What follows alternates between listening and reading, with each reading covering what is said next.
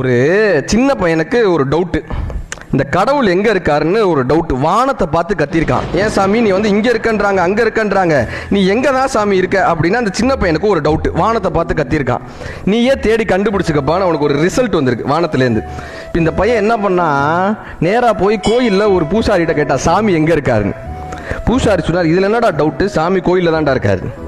நேராக வந்து ஒரு ஃபாதர்கிட்ட போய் கேட்டான், சாமி எங்கே இருக்காருன்னு. இதில் என்னப்பா டவுட்டு, சாமி வந்து சர்ச்சில் தான் இருக்காங்க.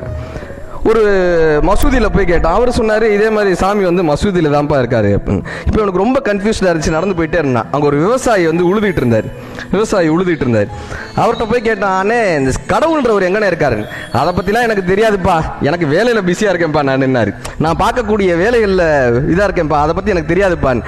அப்போ மேலிருந்து ஒரு குரல் கேட்டுச்சான், அந்த விவசாயினுடைய உழைப்பில் தான் நான் இருக்கிறேன்னு அந்த கடவுளினுடைய குரல் கேட்டுச்சான்.